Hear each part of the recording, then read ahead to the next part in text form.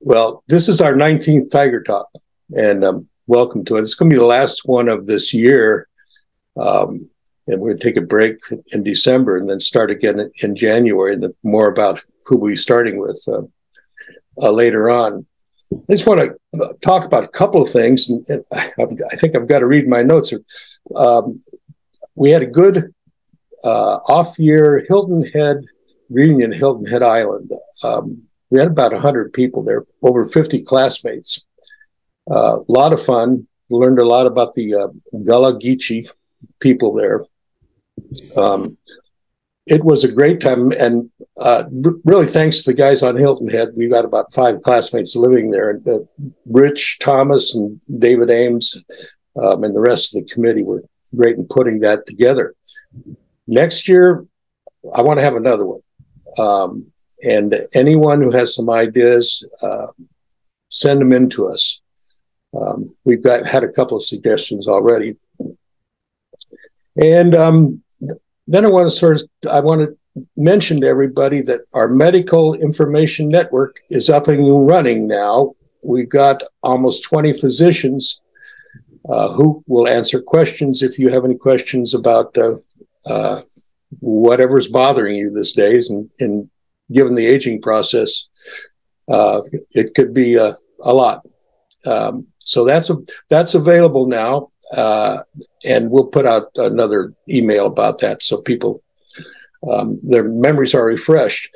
And what's going to happen now is we're going to expand in other areas, and one of the next areas we will probably deal with will be senior housing and care. And we're going to put together a group of people who are already in retirement communities or CCRCs. That's an acronym for Continuing Care and Retirement Community. I'm in one of those. And, as we age, some of us are going to have to be looking for a housing situation that can handle us as we age. Then let's see what else. Oh, our Veterans Day announcement or salute got a lot of responses. It got responses of people thanking us for doing this, and also a lot of people people sent in a number of names that we'd missed, which has caused us to start researching back through our class, and we realized that there are a lot of names of classmates that we did not have on that list. So we're going to put together a site on our website that's going to include, going to thoroughly research, it's going to be accurate. It's going to include all the names of all the people who are in the military. And we're going to add public health service, and we're considering people who are in alternate forms of service too. So it might just be a national service website. And we're going to encourage people to send in memories or stories about their time having served. And let's see, what else? Let's see, what else? Oh, yeah, okay. In February, our alumni dinner, day dinner is going to happen on the 24th of February at the Present Day Club in Princeton. It's always a good affair, and next year will be no exception. So we hope a number of people can come. Well, that's about it.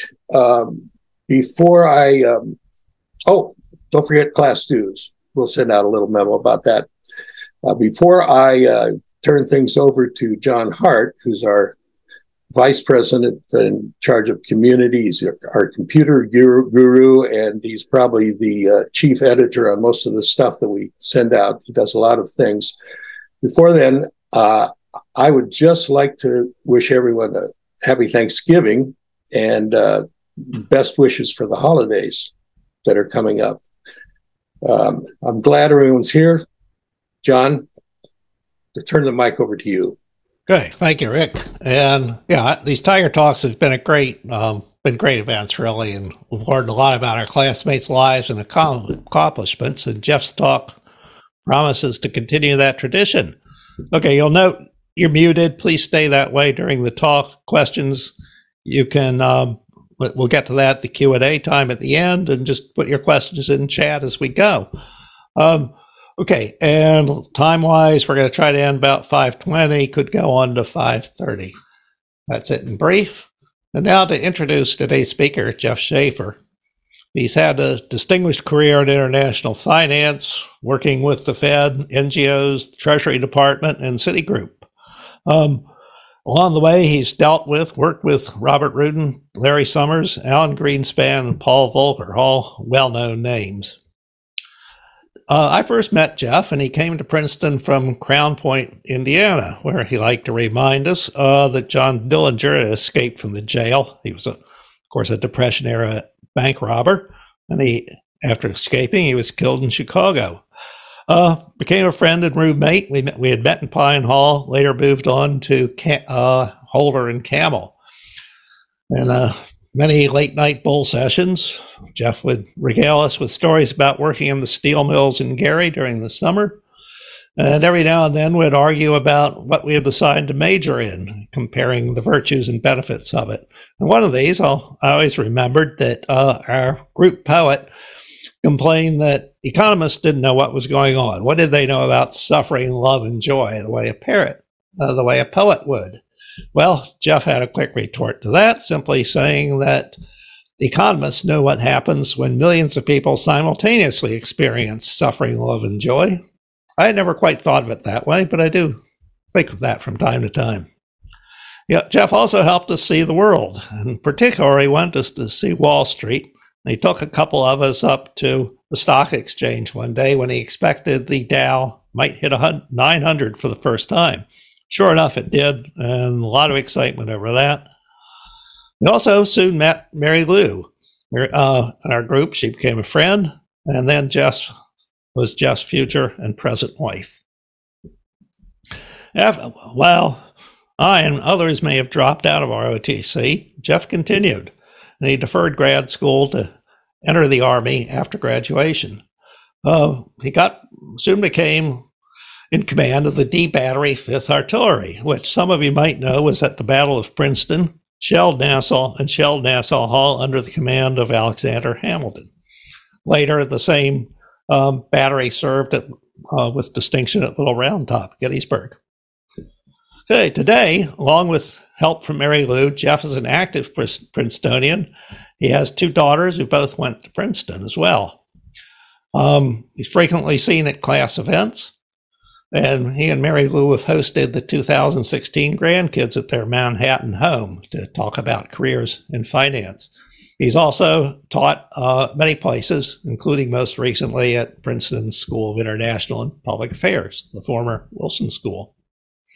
With that, turn it over to Jeff, and he'll tell us how Princeton shaped his career, his values, his outlooks, and where he went from there. And it will culminate with how he worked to solve several major crises while working at the Treasury Department. With that, I'll turn it over to Jeff.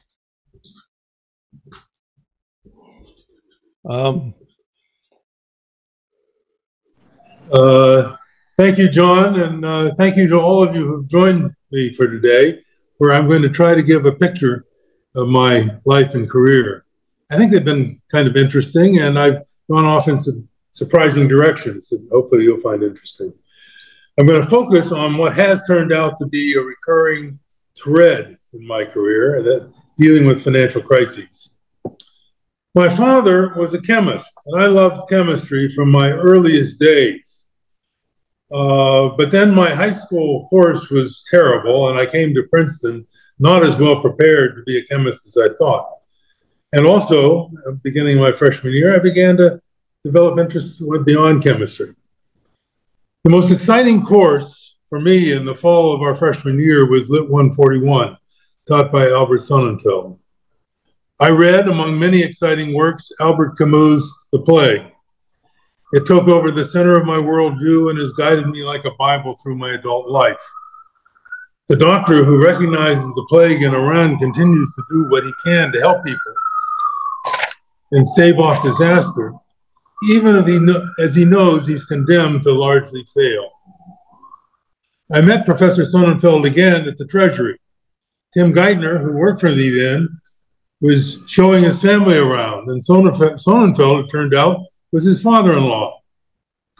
A few years later, Bob Rubin wrote an op-ed piece about how his life was shaped by a philosophy professor at Harvard. And I emailed Bob to say how much I liked the piece and that Sonnenfeld had played the same role in my life. I copied Tim, and he sent my email to his father-in-law. Sonnenfeld then wrote to me, and we had a nice exchange 55 years after I took his course. I was doing okay in chemistry, but not as well as I thought I should do in something I wanted to make a career out of. So one of my roommates was Mark Levine. He was flying through. As we know, Mark has done great things as a chemist. He was co-author of a paper on climate change that won a Nobel Peace Prize, to say nothing of a locomotive award. I decided I could not keep up, and I started looking for something else to major in. Mark was also taking economics and struggling at that a bit. He talked about problems that seemed obvious to me, and made me think, yeah, this might be something I had a knack for. The third person in our single room in Pine Hall was Lanny Jones. And Lanny spent much of his time developing his writing skills by crafting letters to a girlfriend. We all have done pretty well. And downstairs were John Hart and Richard Everhart, who became suitemates later. Sophomore year, I took Econ 101. Bill Bowen both gave the lectures and taught the class section I was in. I was completely taken in by his first lecture on using statistical analysis to test the hypothesis about labor market behavior, and I was on the path to become an economist. Junior year, in a class on business cycles, we had a guest lecturer, Oscar Morgenstern. Professor Morgenstern and John von Neumann had created the field of game theory in 1944. This is what I expected to hear about. But Morgenstern talked to us about financial crises, from the Holland mania of the 1600s through the South Sea bubble of 1720, the 1929 stock market crash, and a few others. I was entranced, and he gave us books we might read to learn more. Reading about financial crises became a hobby. I can't remember when I first read the book on how to respond to crises, which has guided me throughout my career. It's Lombard Street, a description of the money market, written by Walter Bazet. It was written in 1873 by the founder of The Economist. I've learned nothing about how to deal with financial crises, especially the role of a lender of last resort. That was his term. It's not in this book, and I will come back to it. Junior year was most transformative because I met Mary Lou on February 19th. I had finished at JP and joined a busload of Elm Club friends on a trip to Manhattanville College for Mixer. I had the great fortune to see across a crowded room the girl I would spend my life with. She's unfortunately in rehab after knee surgery, but I hope she has zoomed in and is listening to this. The most important thing I learned my senior year came from Bob Goheen's class day address. As I recall, he told us that we've been taught for 4 years to analyze any situation in as much detail and as thoroughly as we could with all of the data we could find. But he said, we would find out in life that we would often have to make decisions quickly and could not wait to collect all of the information or do all of the analysis first. Delay could be more costly than not getting it quite right. This message is echoed through my mind throughout my life and career, especially at times when a financial crisis loomed. After graduation, I went into the Army. I joined ROTC when it looked like I could spend a couple of years drinking beer in Germany. By 1966, beer halls looked less likely as Vietnam grew as a military project. ROTC gave me an ironclad right to defer active duty for graduate school, but frankly, Vietnam at that point seemed less painful than 4 more years in a classroom without a break. So I took active duty and volunteered to go to Vietnam in order to get an earlier return date and be able to start graduate school in 2 years. I recall being mildly skeptical about the strategic sense of the war. I was introduced to George Ball, the Undersecretary of State, by his nephew and our classmate Stu Ball at reunions. I had a bit to drink and told the Undersecretary that what we were doing made no sense. He argued the opposite, despite, we know now, having argued for years within the government against engagement in Vietnam. Declassified records show that in 1961, he told President Kennedy, within 5 years, we'll have 300,000 men in the paddies and jungles and never find them again. I spent a year in the paddies and jungles with 105 millimeter howitzer batteries, doing my job and not thinking more about grand strategic issues. Fortunately, I was found, and I returned to the States in late July 1968. But from Vietnam, I had sent 2 letters smeared with laterite. That's the clay that made up the walls of my bunkers and also covers the courts at Roland Garros. These letters shaped my life. The first was to Yale. They had told me that they were not willing to hold over my admission in 1966 and I would have to reapply. Yale looked through the mud and gave a veteran a second chance. The second letter was to Mary Lou. In April, I proposed by mail, asking that we be married before school started in early September. She accepted and rushed to make arrangements. I returned to a country, as you will all remember, that had changed more in a year than it may have ever changed before. Dr. Martin Luther King Jr. and Robert Kennedy had been murdered. Cities had been swept by riots. Marijuana had replaced beer as the recreational choice of my new classmates. Anti-war activities and draft avoidance strategies were their main non-academic interests. And as of September 7th, I was married. Because of the last, I settled into a happy and productive time, despite what was going on around me. I had great teachers, notably Jim Tobin, who was awarded the Nobel Prize. I was a teaching assistant for Tobin. I followed in that role Janet Yellen, whose notes I used, so I didn't have to take notes. Tobin was the greatest shaper of my life, morally as well as intellectually, and we became quite close. Tobin's influence led me to concentrate on financial macroeconomics, and I tried to write a dissertation on the theory of liquidity. I never brought it off and eventually turned to another topic. Although I never got out of my research what I wanted, several years of reflection did give me a deep sense of what liquidity is and how it's critical to understanding financial crises.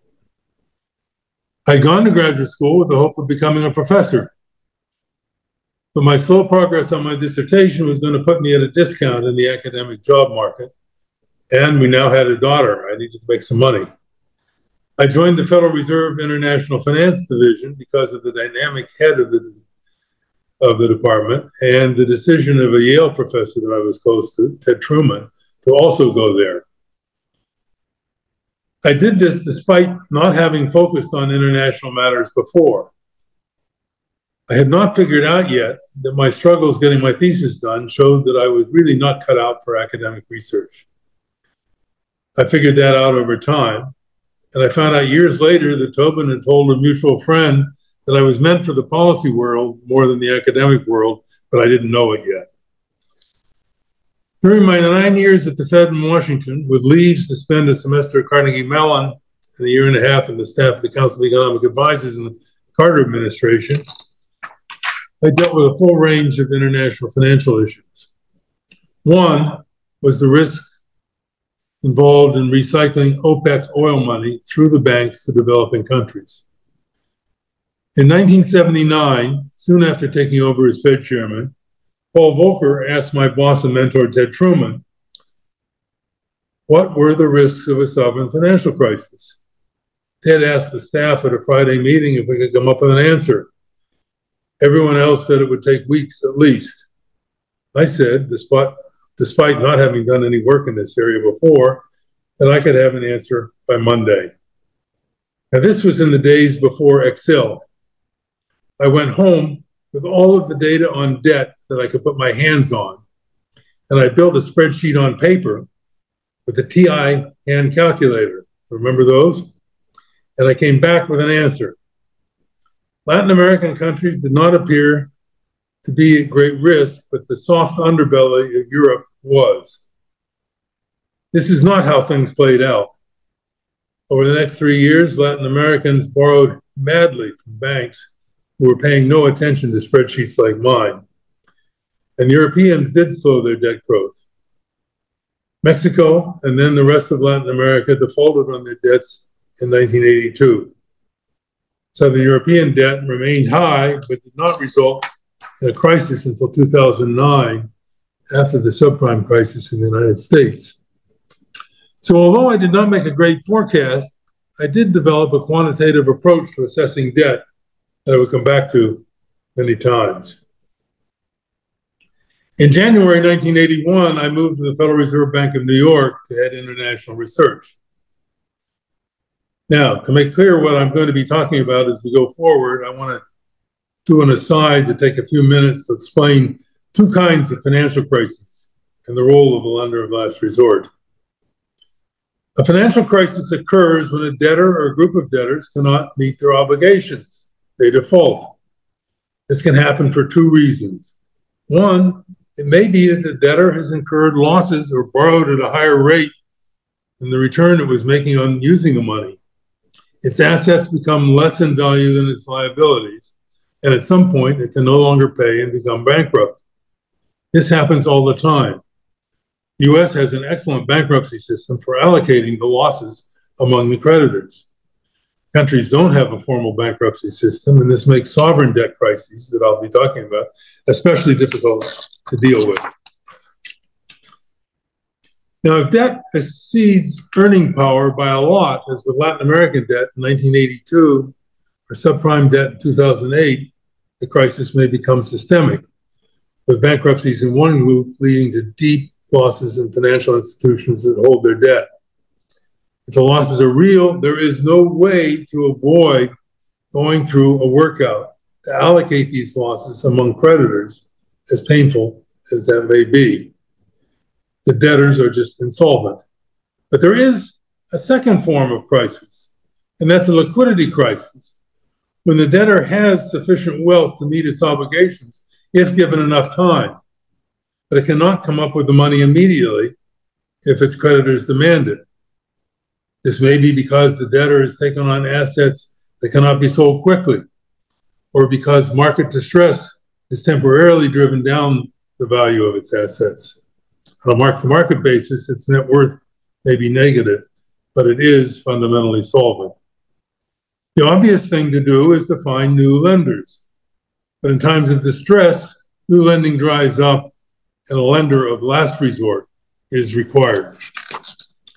And Bagehot set the rules for the lender of last resort, an institution like the Fed, or later be the Treasury. The lender of last resort needs to lend to solvent institutions, those with good collateral, when others will not. It doesn't lend to insolvent institutions. It must lend on a scale sufficient to satisfy markets that the borrower will survive. And the interest rate must be high enough that borrowers will not rely on this lending except when they have no alternative. The system has to minimize what we call moral hazard. The critical judgment that a policymaker must make when a crisis arises is whether it is a liquidity crisis or a solvency crisis. It's always highly uncertain. Depends on the real value of the assets and contingent liabilities. It's when Goheen's advice must be taken. Delay in recognizing a liquidity crisis will lead to unnecessary financial and economic distress.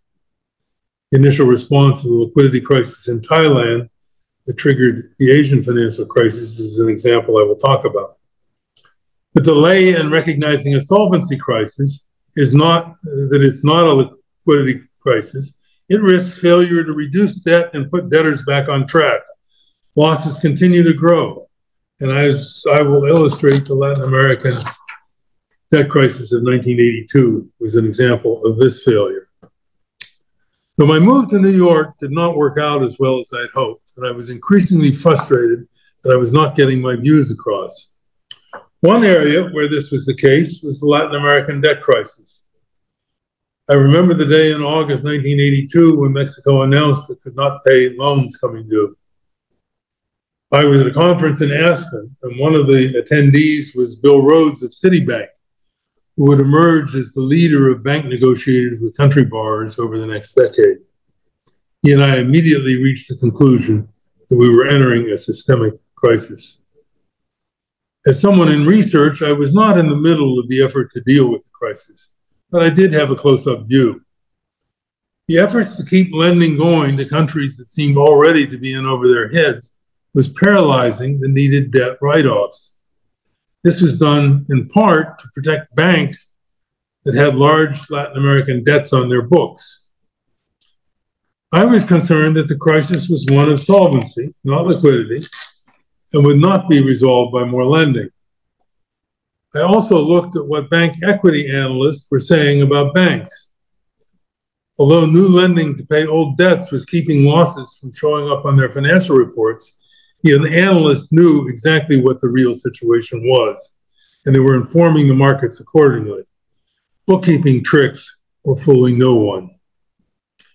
I was invited to a meeting with the New York Fed President Tony Solomon to discuss extending bridge loans to get through another end of quarter without showing losses.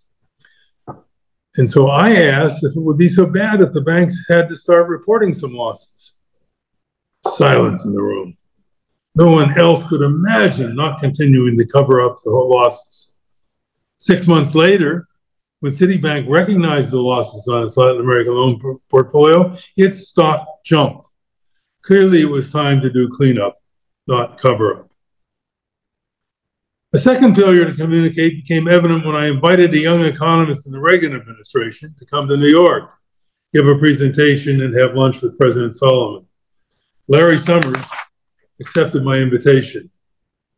I was overwhelmed by it, especially with his articulate view that the stock market rise in 1983 reflected the upside after the pain of the Volcker disinflation, and strong growth was ahead.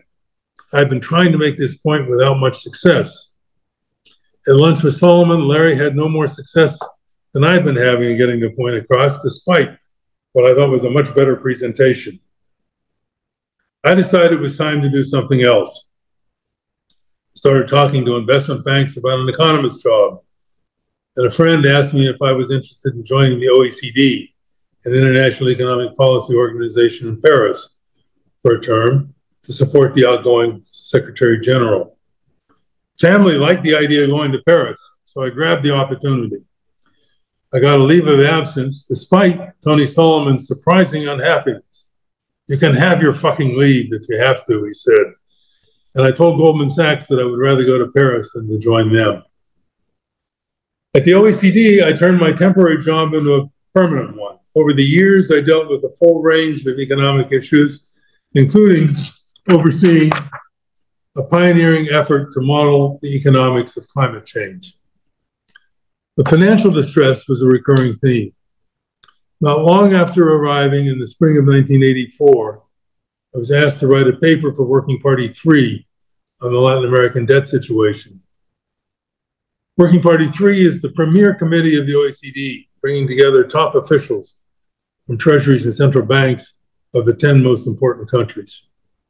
The paper I wrote put forward projections using my spreadsheet to make the case that there was no way the Latin American countries could grow out of their debts with further lending.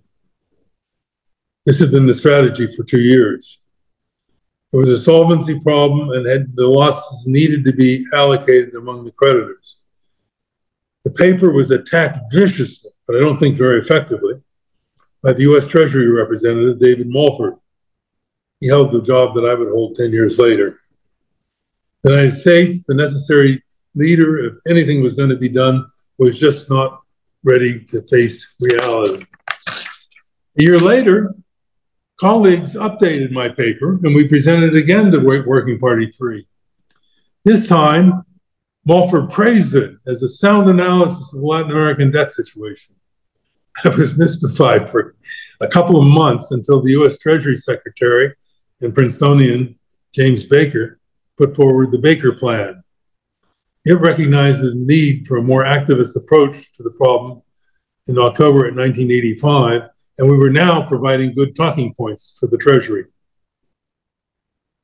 Unfortunately, the Baker Plan still relied on growing out of the debts, and there were no write-offs. It was only in 1989 that Baker's successor, Nicholas Brady, put forward his plan. In a very complicated way, the Brady Plan allowed the debt principal on loans to be effectively reduced. This took several years to implement, but the lost decade of Latin America finally came to an end. While I was at the OECD, I wrote a couple of papers on financial crisis, emphasizing how and when a lender of last resort could resolve the problem. And I was keeping my mind active on the subject. I should also note that being at the OECD gave me opportunities to stay connected with prominent American economists who came through Paris. Larry Summers attended many of our meetings as the head of research at the World Bank. And so we made it a practice of having dinner together whenever Larry was in town. I liked my work, despite frustration with the nationality politics of senior appointments, which penalized me. And I was coming to think I would spend the rest of my career in Paris. Then Bill Clinton was elected president, and I began to dream of finding a role in his administration. Nothing came of my initial efforts to connect with the Clinton team. Then, at the end of inauguration week, I got a call from my old boss, Ted Truman. Ted had been to talk to Larry Summers, just named Undersecretary of the Treasury for International Affairs, about the job of Assistant Secretary just under him, and his only direct line report. Ted said he was not interested in leaving the Fed, and that my name had come up in the conversation. I should call Larry, and I did immediately. Larry said if I could be in Washington on Monday, he would introduce me to Lloyd Benson, the new secretary. I used all my frequent flyer miles and was in Washington on Saturday. I spent the weekend calling everyone I could think of and people they referred me to in an effort to understand what the selection process would be for a fairly senior administration official. I got a lot of useful advice.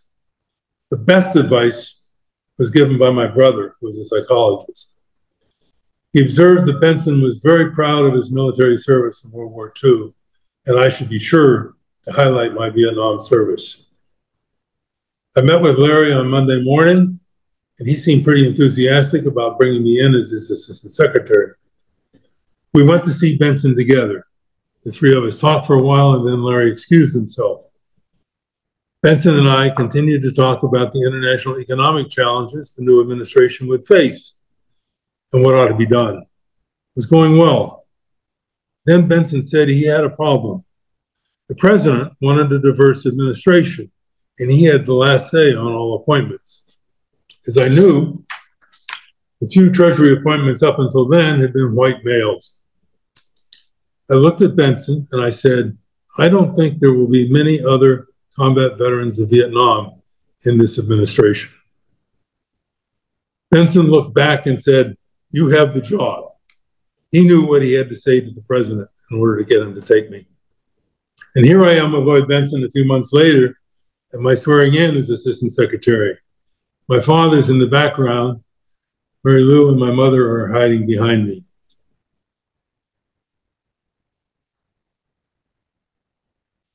I just discovered that I needed to deal with an incredibly wide range of issues at the Treasury. I was asked once what I did. And I said, Larry Summers did what caught his attention, Russia being at the top of his list, and I made sure that everything else got done. Some issues, like exchange rate policy, Larry and I did together. Some that I took up, like environmental policy at the World Bank, were completely new to me. Mexico fell into my lap as a strong interest of Secretary Benson, who had grown up on the U.S.-Mexican border. NAFTA became an early focus. I created the North American Development Bank to deal with environmental issues on the border and gained Congressional Hispanic Caucus support for NAFTA. And it's still doing useful work. I went several times to Mexico during the first couple of years to understand what was going on there economically.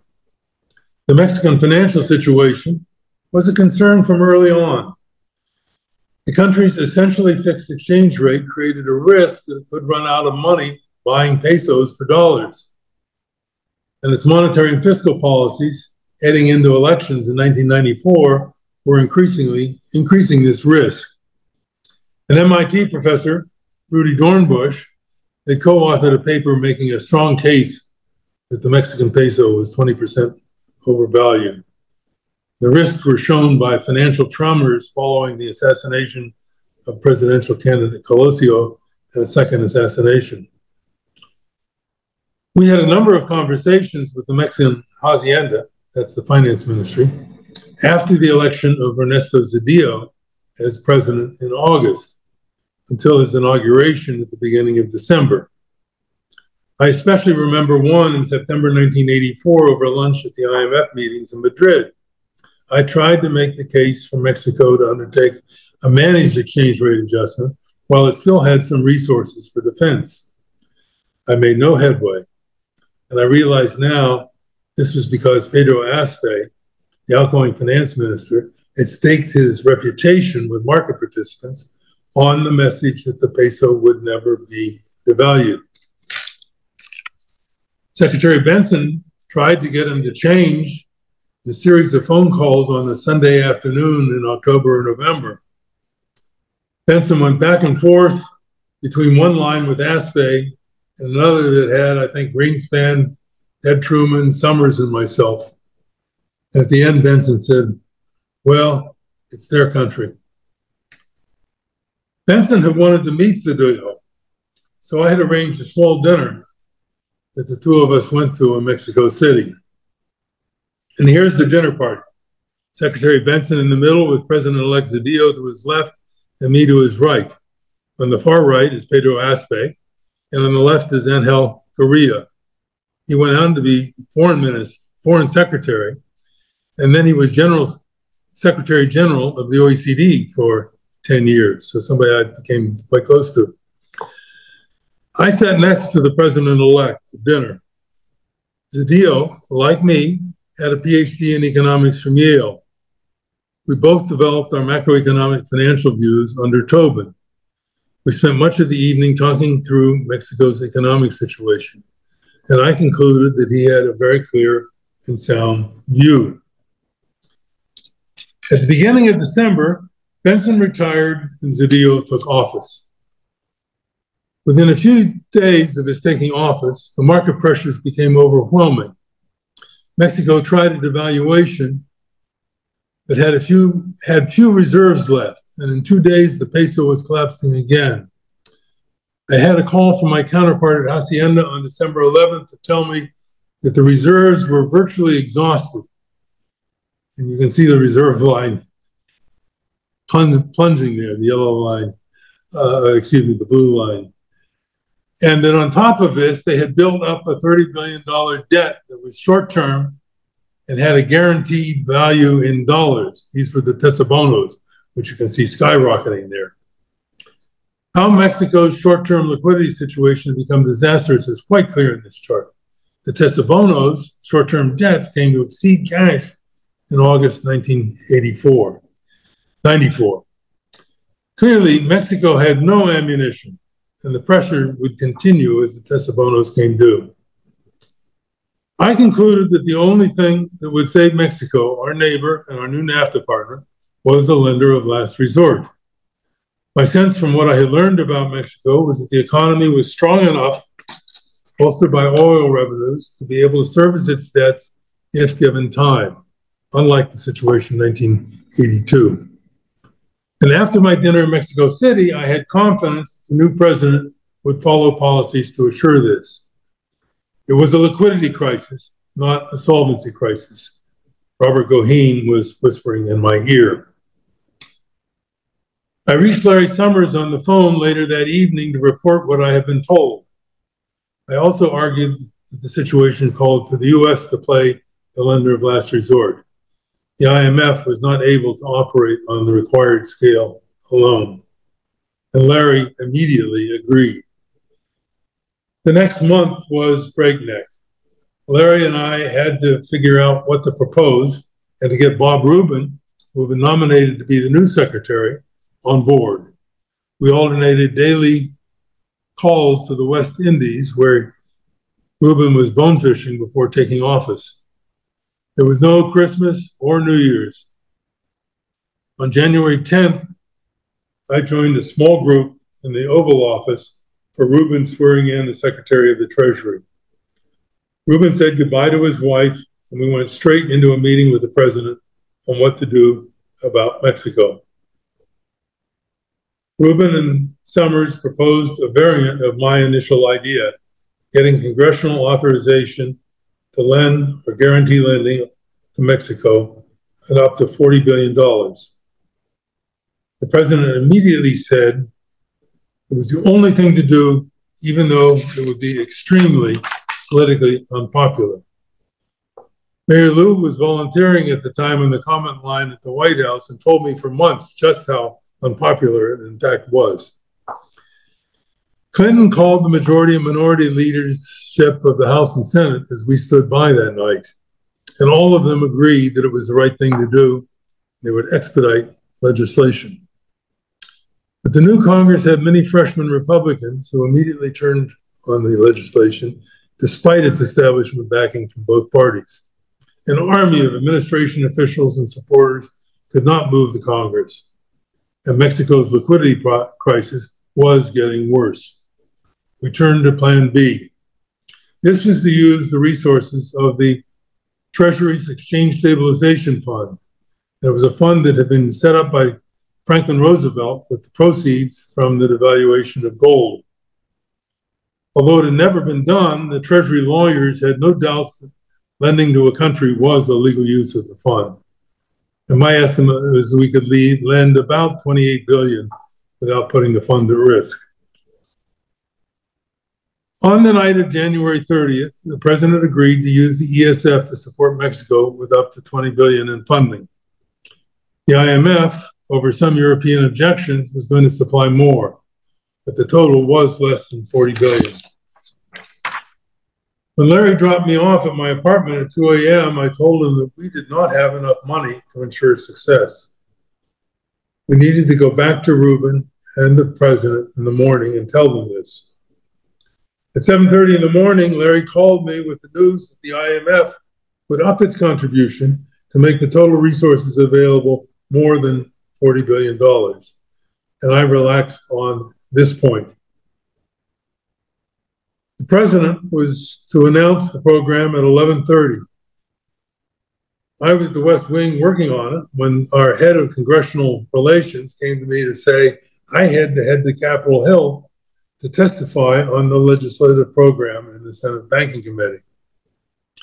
Rubin had been scheduled to testify with Greenspan, and the Treasury just could not show up. I could say nothing about what was going to be announced in a few hours, that I should do rope-a-dope.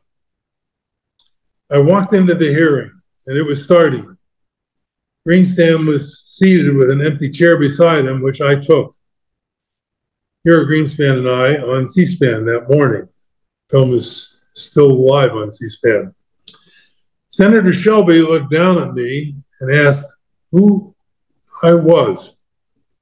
Chairman Greenspan put his hand on my arm and he said, "This is Jeff Shafer, Assistant Secretary of the Treasury for International Affairs and a well-regarded international economist.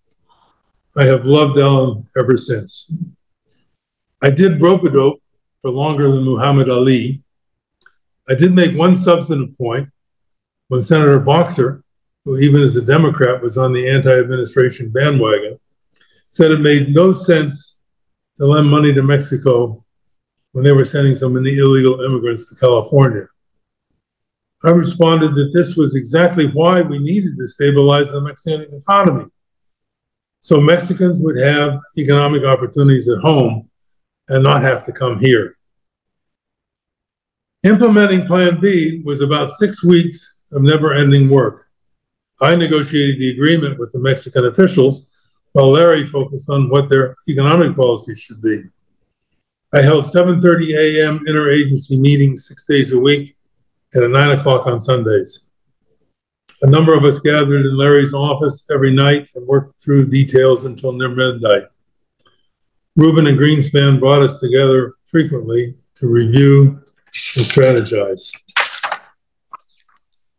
At one point, the stress was clearly showing on my face, and Rubin called me into his office. He said we were doing absolutely the right thing, but that did not guarantee that it would work. We had to be prepared to accept failure. It was perfect advice from an arbitrage trader, and it reminded me of the doctor in Camus' The Play.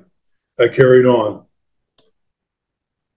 I focused on getting an agreement that met Bagehot's requirements for a lender of last resort. In my view, the lending commitment was large enough, about twice what I estimated would actually be used. The interest rate I got was a penalty rate, less than the near infinite rate Mexico would have to pay at the moment, but well above what it had been paying before the crisis. In the end, the rate earned U.S. taxpayers about $500 million above the Treasury's cost of funds. And the security was good.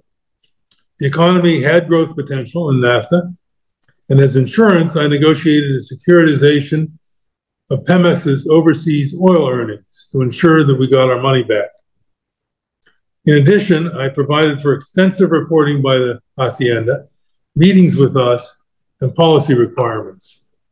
In addition to keeping us informed of Mexico on the road to stabilization, this created a strong incentive for the Mexican government to repay as soon as possible and become free again. The IMF took the lead in enforcing policy, which we prescribed. After the program was implemented, Mexico's financial position improved, then worsened, then improved again. The situation was tense through September. Then Mexico was able to return quickly to the market by sharing with the private bondholders the oil revenue securitization program that I had set up. The Financial Times said in 1996, the success of the 1995 rescue package is evidenced by the speed with which the Mexican government has been able to return the international capital markets. The maximum amount borrowed was just half of what was committed, as I had expected. On the 5th of August, 1996, Mexico repaid $7 billion of the loan. And I got the official notification from the Treasury's bank, the Federal Reserve Bank in New York. I framed it, and here it is. By January 1997, Mexico was ready to fully repay its borrowing from the U.S. Treasury. The economic costs from the time it took to get the program going and the rapid economic recovery once it was in place are both clear in the path of Mexico's real GDP shown in the chart. But note the contrast with the 1982 crisis, where the lack of growth just continued year after year after year. While this was going on, Larry was promoted to deputy secretary, and I took his position as undersecretary for international affairs. But at the end of Clinton's first term, I was ready to leave Washington. I was exhausted and broke, having put 2 girls through Princeton on a public sector salary. The full loan to Mexico was repaid, and Bob Rubin suggested I try investment banking. It's not rocket science, he said. I took a job at Salomon Brothers, who were looking for somebody to give continuity to their relationships with governments. And over the next 2 years, I went through 2 mergers, first into the Travelers Group and then into Citigroup, where I was for 9 more years. Before leaving Treasury, I had a call from Bill Rhodes, the debt restructuring leader from Citibank. He said I should be worried about the precariousness of Thailand's international banking facilities. I called my counterpart in Bangkok to ask what was going on, and he said, Oh, it was all the positions of Japanese banks in the international banking facilities in Thailand. So I then called Sakakibara-san, who was my counterpart in Tokyo, known as Mr. Yen, to ask if he was worried about the Japanese banks in Bangkok. Before he got back to me, I had left for New York. I learned enough about the situation to know that Thailand faced a potential crisis situation similar to Mexico's 3 years earlier. And I made a trip to Bangkok to try to sell the idea of doing a timely devaluation, which Mexico had not done. And I offered, along with this, bond proposals worked out with our finance team that would have provided a liquidity backstop. I was listened to carefully, but there was no inclination to move ahead. In early July, Thailand blew up. The Japanese banks were pulling their money out, driven by distress at home in Tokyo. Thailand's version of Tesabonos was a short, forward exchange market position in dollars that meant they had negative reserves. No one knew about them because the UK had blocked my efforts to require that these positions be reported to the IMF after the Mexican crisis, because the UK liked to run these positions too. I went back to Thailand with proposals for financing put together by my Liar's Poker colleagues at Solomon Brothers, and they would have turned the situation around very quickly. I am absolutely convinced. The finance minister liked them, but no decision could be made. Thailand drifted, and one by one, other Asian countries got caught up in the liquidity crisis. I followed the development crisis, but I was not immediately engaged. But starting in November, clouds began to form over South Korea's financial situation. South Korea had been thought of as being strong. In mid-December, I was called in the middle of the night by Rudy Dornbush from MIT. He asked if I was willing to advise the Korean government on getting out of the crisis. I said yes. If the deputy prime minister called me, I would go.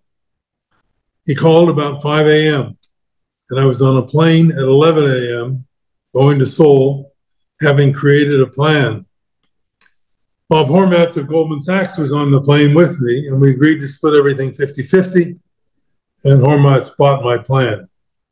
Korea was in an obvious liquidity crisis situation.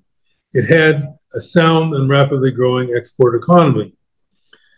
The immediate liquidity problem was the international banks running off their short-term credits at Korean banks, many booked in Seoul, and many also, again, the same Japanese banks who were bringing their money home. Foreign branch managers were afraid to do anything, and top bank executives had to be mobilized to keep their money in place. Bill Rhodes at Citibank was the one person who could organize this. So I called him on Christmas vacation in the West Indies and got him to come back to New York and work on getting the creditor banks in line.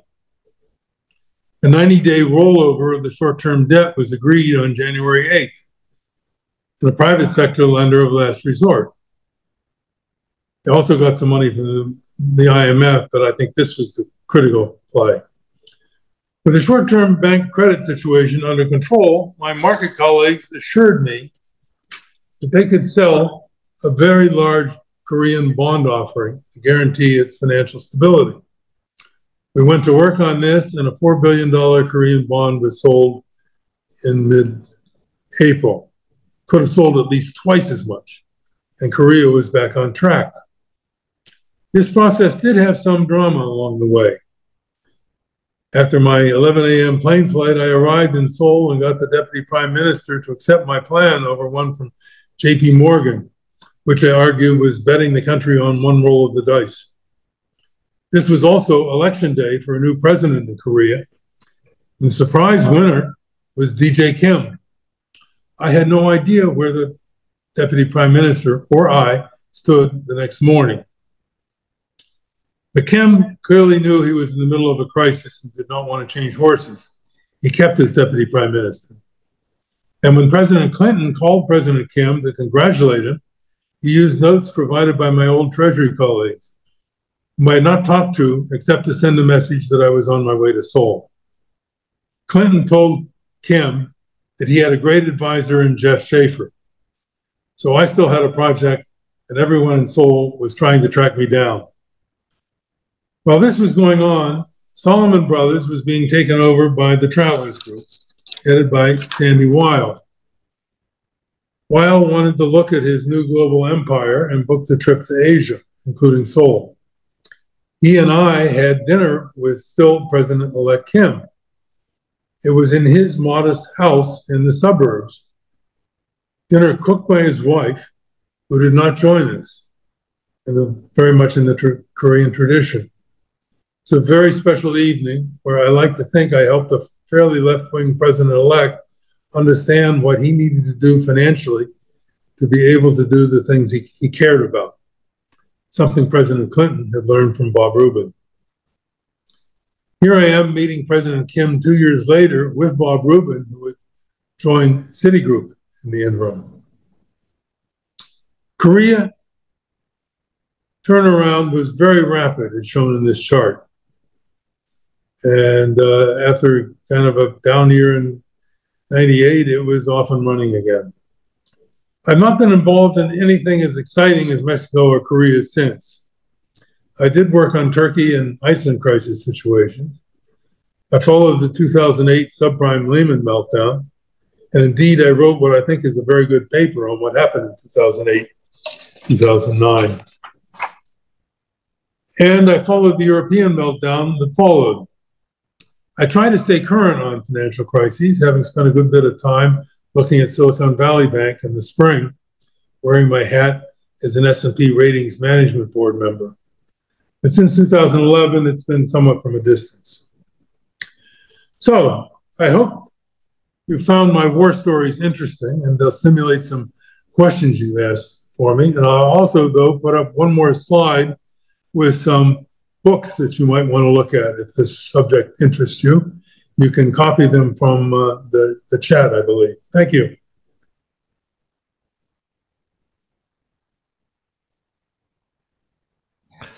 I'm supposed to remind people to turn off their mute. Thanks, Jeff. That was a great talk. Really appreciate it. Gave us some great insight into Treasury Department operations, among other things, as well as your career and service to the nation. Let's involve some classmates and friends now. I'll start calling on the messages in chat. If you I'll call on you. We'll bring you onto the screen so you can ask your question directly. We're going to have to wrap up around 5:30, unfortunately. Okay, the first question is from Mike Spence. Mike, are you there? He said he might have to leave, so if he's left, I'll ask his question for him. Mike there? Okay. Let me try reading his question here. Mike asks, let's see. For your insights on the current situation, specifically relatively high debt levels globally and rapidly rising interest rates, rate environment. So do you anticipate increasing issues of debt distress or even crises? And where in the world might these occur? Well, I don't follow things as closely as I used to, so I don't think I have a highly informed answer to that. Clearly, debt is rising. We have had the first shocks of higher interest rates. People like the management of Silicon Valley Bank, who thought we'd have low interest rates forever, have already been hit, and we're taking that out. I think that's largely behind us. We could see a little more interest rate increase, but nothing like we've seen so far. There will be clearly distress in some sectors. The commercial real estate sector really has a lot of problems. There's going to be a lot of debt that have to be worked off there. My sense is it's not in the US or in Europe kind of on the scale that would take us back to 2008 or anything like that. There are many of the emerging markets that will have difficulty. Every time interest rates go up, that's when they have problems. The 1982 crisis came after the Fed high interest rates of the Volcker era, and then the 94 crisis came after the Fed had begun to raise interest rates. And I think the higher interest rates again are going to be felt there. Hopefully that the IMF and the World Bank can help countries to work through this. The real challenge is a lot of this debt is now owed to China.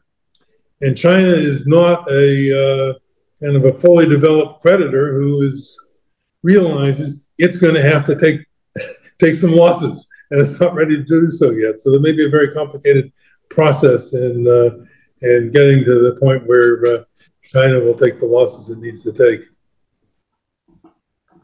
Okay, thanks. Let's see. Next question is from Wallace Judd, and just so we can get alert, I have after that a couple of questions related to Latin America and Argentina. So after Wallace, we'll have Ken Croson. Okay. Hey, Jeff. Got a question. What about the Biden bucks? What about the federalization of the dollar? What do you think the impact's going to be? And do you think it's going to be anything? I'm not sure I understand. What is the federalization of the dollar? Well, the dollar is going to go through the Federal Reserve in the near future, apparently.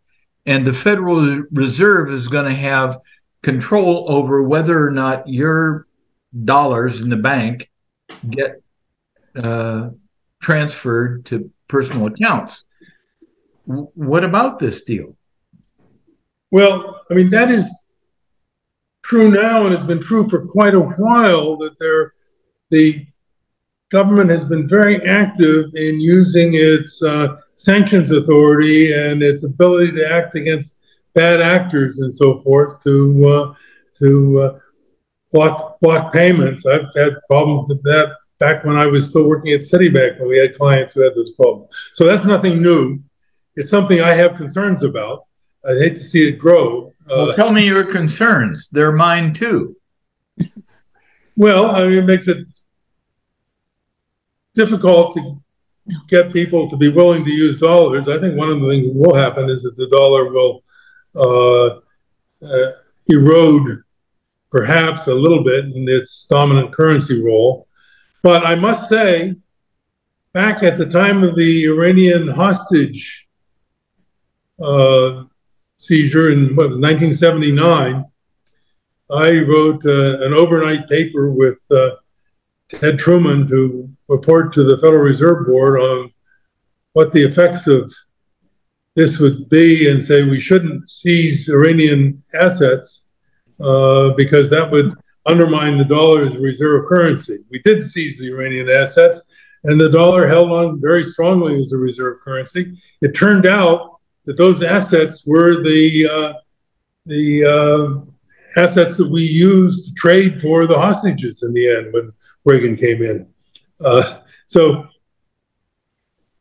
it's a part of the world we live in, and it's not something I'm terribly enthusiastic about, but it does happen, and hopefully people will exercise some reasonable moderation. Yep. Okay, great. Well, thanks. Well, that's it. Let me now move on to Ken, Ken Croson, who's sort of the first of our people who want to ask about Argentina and Latin America. David Marshak has a question behind that on the same issue, as does Jack Miller. Maybe they can get rolled in together a little bit. Hi, Jeff. Terrific talk. Before I ask my question, I just wanted to thank you. You may recall that back when you were at the Treasury, your name came up to host our DC luncheon group, and you were kind enough to have the luncheon at the Treasury. And I think that maybe Tiny and John Eady were there, but I think that I was there. Yeah, one of the most memorable luncheons that we had. So thank you again. Well, it was in a room that had been restored as it was when President Johnson used it as the presidential office before Lincoln's widow moved out of the White House. So it was quite a place. Right. My question, it relates to Argentina. do you have any thoughts on what Argentina might do to solve its financial crisis? As you know, their inflation is running close to 100%. And I see where Milei, the opposition leader, wants to start using the dollar as the currency in Argentina. Any thoughts on what they might do to solve their financial problems? Argentina and Greece are the two, going back for more than 100 years, recidivist debt problem countries. And it has been mismanaged. They had just been through, after 2000, they'd been through this big debt. They fought in the courts for years. One thought they were through it, and then just in a couple of years, they're back in the hole again. I did think back in the 70s, I guess, when I was at the Fed, that Argentina was the country that was never going to get it right. And then I foolishly thought for a while when I was at Treasury that they were on the right track, and they weren't. They went in there with a hard lock to the dollar, but they had a fiscal policy, a budget that just way overspent, and so they couldn't maintain that structure. It's a country with a lot of bright people, many of whom are economists, but none of them are living in Argentina. They're in every American university and at the IMF and at the World Bank. And it is a country that just has had a terrible time of getting in place and keeping in place decent economic management. And they need to have another house cleaning, but I'm not sure that it's going to work this time any more than it has before. Thank you. Okay, thanks. Let's take next. Well, Jack Miller, you had a question that's related to that, and then David Marshak, more general question on Latin America. Jack, do you want to ask any more follow up? Are you there? If not, let's move on to David. Okay, there I am. I got you. I unmuted. Thank you. I think a lot of my question was answered. But, is this almost like Caddyshack or deja vu? We keep seeing the same thing over and over, and it's really a Peronist kind of game show. And it's a country of remarkable resources and bright people, but the politicians keep squandering this. So I don't know. You probably do have some very good contacts and friends in Argentina. They must feel very, very frustrated by the whole thing. Oh, they are. The second country that is like that is Venezuela. Venezuela has been mismanaged for 30, 40 years. All its oil revenues and everything going to waste, and they're living on the edge. And some countries just can't seem to get it right.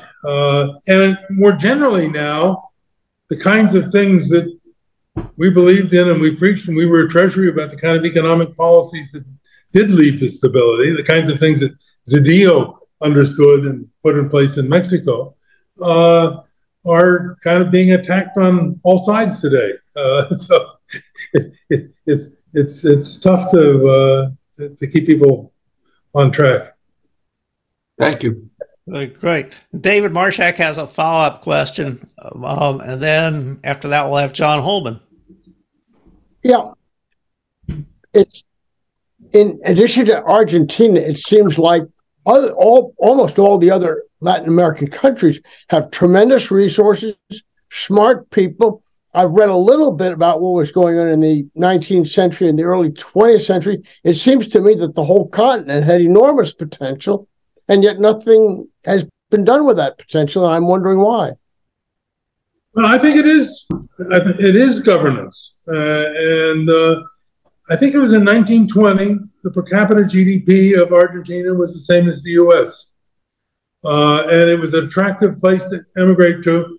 My wife, from Italian-American family, and half of her family came to the US, and the other half went to Buenos Aires. And we were down in Buenos Aires once, and we looked in the phone book, and there were as many Terenzios there as there are in New York. And in one country, they kind of got organized and worked and been successful. And except for playing soccer, they really haven't realized their potential in Argentina. And you really wish all the resources. They make great wine. They could realize their potential. Okay, thanks. We have John Holman next, and after that, Gib Henschke will be on deck. You're muted. You're on mute, John. Can you hear me now? Yep. Thank you. So World Bank, you spoke about the World Bank a little bit, and it feels as a non-economist like the World Bank is under some threat, more than average. And if I remember the Trump presidency, and I apologize, but I would prefer not to remember it, but if I remember it, it seems to me he was pretty down on the World Bank. So I'm just wondering, what is the strength of the World Bank these days? I know we're the major supporters of it. So what should we think about it? Well, I mean, the World Bank has complicated and sometimes can't decide exactly what its mission is. It's got a lot of talented people, but it's been chronically badly managed, so they're not used as effective as they could. They really should be providing extra resources to governments to put in place the kinds of policies, the kinds of infrastructure that need to grow fast. But there is a problem with the World Bank, too. The World Bank lends people money, and it goes to the governments, and the governments get the money, and it goes into people's pockets, and it's hard to make sure that it goes where it should go. But it's also a matter of governance. I think I was never a big fan of the head of the World Bank in the Trump administration. The new head of the World Bank, Ajay Banga, is one of the smartest and most effective managers I've ever met. I was a direct report to him briefly at Citigroup when he was running Asia, and I was kind of his Asian senior client facing person. And so as somebody who can bring intelligence and a better, than we've had for many years, approach to management to the organization, I'm hopeful that it can play a more useful role going forward. I hope you're right. Okay. Yeah, next up, Gib Henschke. Jeff, great presentation. Really, really interesting. Looking back over the many great positions and the many crises that you've been part of, can you pull from that one that was where you had a really strong impact, the strongest impact, and or had the most fun and most enjoyable and fulfilling role?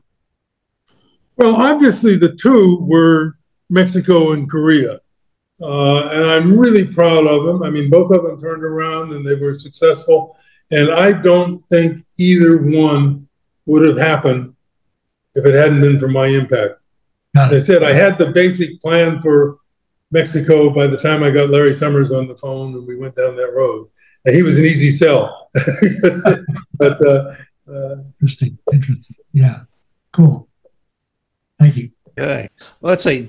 Next, well, Jeff Burke, but I think he left. He sent me a question he wanted to ask. Jeff, are you there? I'm here. Oh, great. You're on. Well, I have two questions, and thanks for this wonderful presentation. At Yale, I got a master's in economics and was thinking of going into developmental economics, but it was too complicated for me. So I'm glad you. Two questions. In 2008, 2009, the world came, close to a total collapse. From the inside, how close were we to a total dissolution of the international financial order during that period? I think we were close if it hadn't been managed well. And I do think that what the Federal Reserve did to step in did not bail out Lehman Brothers, and I don't think it should have, but to provide the liquidity to others who were experiencing a liquidity crisis, kept it from getting out of control. And I think critical reason for that was Tim Geithner, who was then president of the Federal Reserve Bank of New York. And when he took that position, a journalist asked me, how is Tim going to be at that? And I said, he's just the right person to be in that position. He has lived through crises before. He lived through the Mexico crisis with me. He lived through the Asian crisis at the Treasury after I was gone. And Ben Bernanke doesn't have that experience, but Tim does, and he will be able to help to guide him through it, and I think he did. And because if we hadn't had him there, it could have gotten a lot more out of control, been a lot worse. One follow-up. Looking to the future, where should we expect the next serious death-defying financial crisis to emerge? Almost by definition, you just never see them, right? I don't know. I'm not looking closely enough at the markets to see things that one should have, if one were looking closely, been able to see Silicon Valley Bank happening, but somehow people didn't. There's a bank without a chief risk officer for 9 months. It was a bank that whose portfolio, and you could see that in the data, was filled with long-term bonds as long-term bond interest rates were rising and prices were falling. But I didn't see it, and it'll come from somewhere. The important thing is to be prepared to respond quickly. And maybe we kind of saw Mexico. We knew Mexico had a problem, but not like it had. After the first evaluation in December, a bunch of us got on the phone and we said, well, we thought it would devalue by 15% or something, maybe 20%. And boy, it just went through the floor. In 2 days, it was all gone. And we did not see the complete and total meltdown. We hadn't absorbed how big and damaging this Tesa position was. It's something you're not looking at that usually does you in. Okay. Thanks. Let's see. We have Rick Bowers has a couple of questions. He's been waiting patiently. Rick? Mute. Waiting patiently. Not my nature. First of all, I think it's not entirely coincidental. We had two Jeffs asking on the last question. Great, both gave great talks. So I in 1965 I got a grant from Princeton to do research on my thesis down in Columbia. So I spent time in Columbia, and at that time Columbia was the poster child of the OAS, the Organization of American States. And it's not exactly an economic question, but OAS seems to have sort of disappeared, and its mission has not been successful at all. So my first question is, does OAS can you give me any insight on that? My second question deals with you right now and the contributions you're making and the contributions you hope to make in the future. I know I believe you're still board chair on the National Committee on Foreign Affairs, right? American Foreign Policy.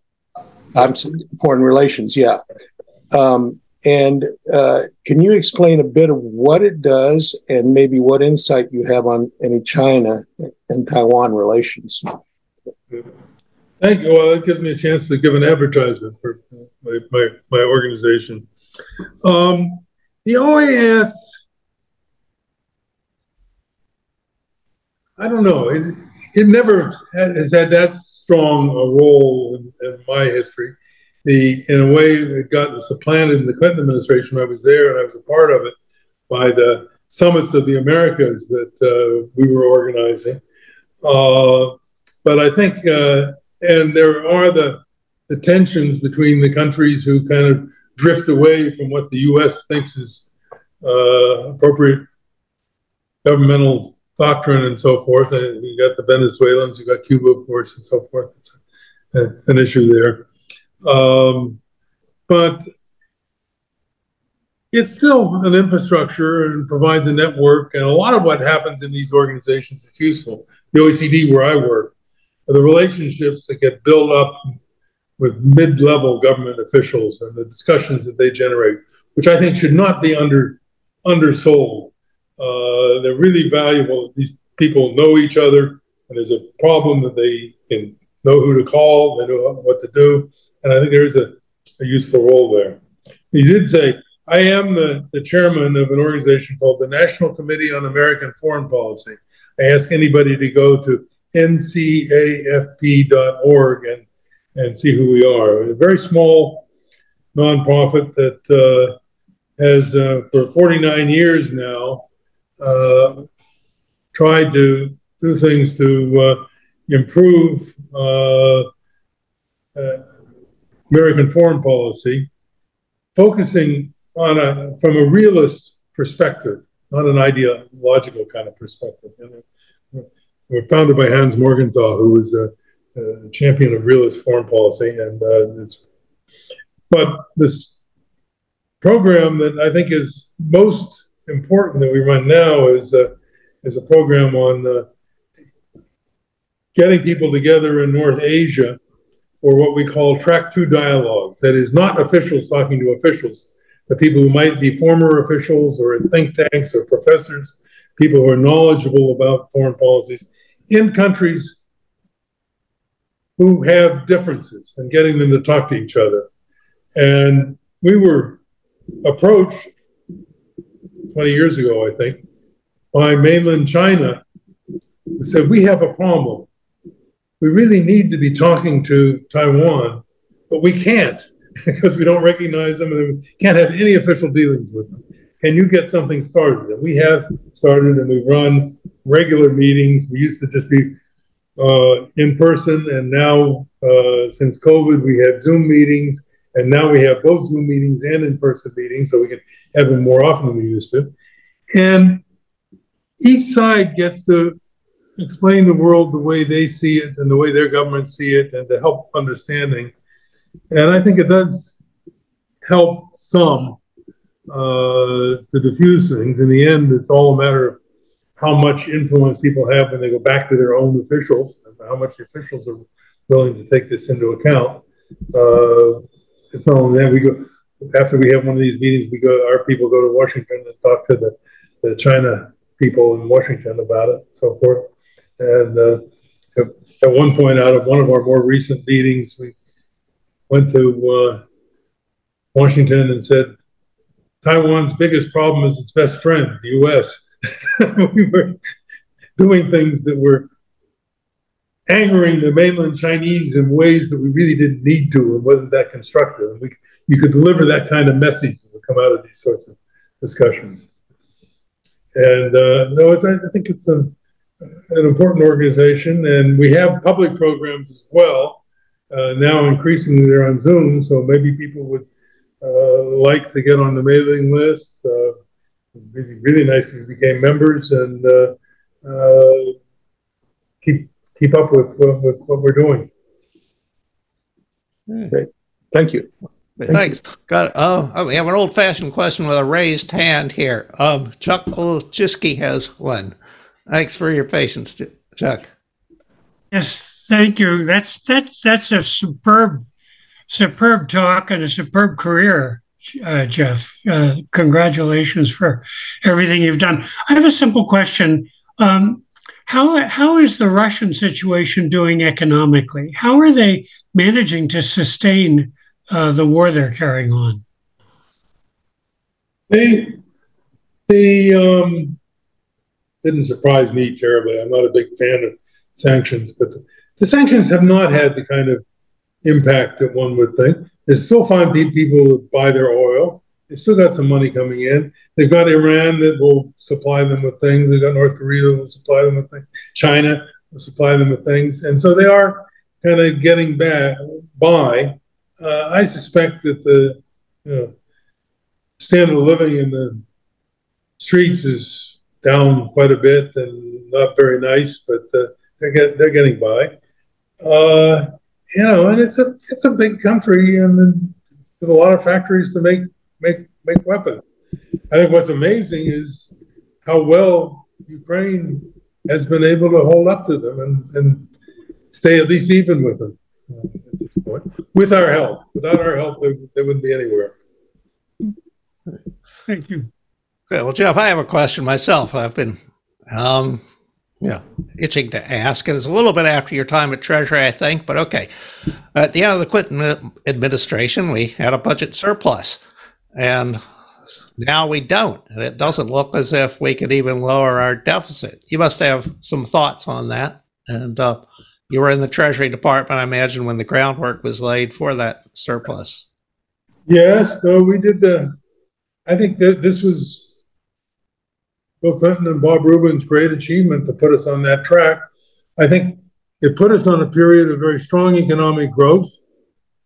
People who just kind of want to ignore everything that's ever happened don't realize that the Clinton administration was also a time when the differences in income narrowed, didn't widen, as they have over most history, and it was a successful period. We have debt that we cannot sustain, and we're going to have to go back and decide that we're going to tax. I don't think we can cut spending a lot.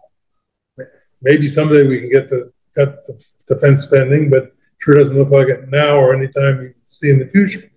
And we're going to have develop the capacity to tax people enough to put the deficit on a sustainable path. That means that the debt is not growing faster than the economy, and